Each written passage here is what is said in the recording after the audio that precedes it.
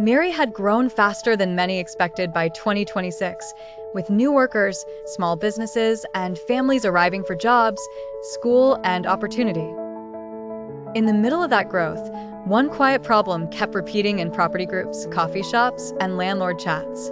Good tenants were becoming harder to find. Pak Johan owned a modest two-story house near the city center. For years, he believed renting would be simple. He wanted only one thing: a tenant who would pay on time, respect the house, and stay long enough to make the arrangement stable. Instead, he met a pattern that many landlords in Miri now recognized. Some applicants asked for lower deposits, then disappeared after agreeing. Some moved in quickly, then delayed rent with stories about salary issues, family problems, or sudden transfers. Others treated the house like a short-stay hotel, leaving repairs behind for the next owner to discover. At the same time, good tenants faced their own problems.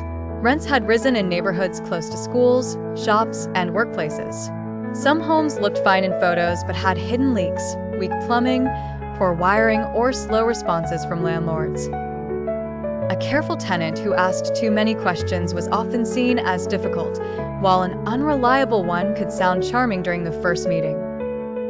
The result was a strange market where trust was low on both sides.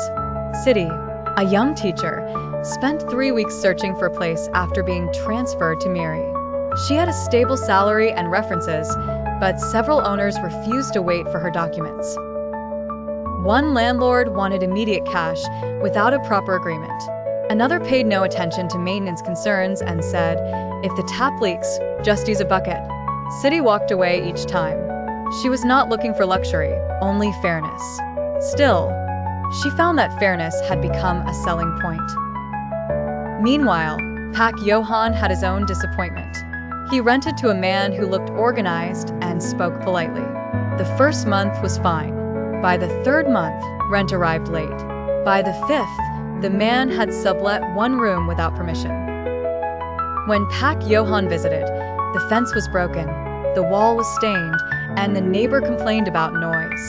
The tenant moved out before the contract ended, leaving behind unpaid utility bills and a cracked bathroom sink. After that, Pak Johan changed his approach. He stopped judging only by appearance or first impressions. He asked for employment proof, past landlord references, and clear rules in writing. He also improved the house, repaired the roof, replaced old switches, and responded quickly when issues were reported. Slowly, his pool of applicants changed. People who respected the property were more willing to apply when they saw that the owner also acted responsibly. Siti eventually found a smaller unit managed by an owner who valued clear communication. The rent was not the cheapest, but the terms were fair, the repairs were documented, and the deposit was explained clearly. She signed the agreement and moved in without stress. Pak Johan, in another part of town, finally rented to a family that paid steadily and treated the place with care. By the end of the year, the lesson in Miri was plain. Good tenants are hard to find not because they do not exist, but because trust has to survive high rents, rushed decisions, weak screening, and poor maintenance.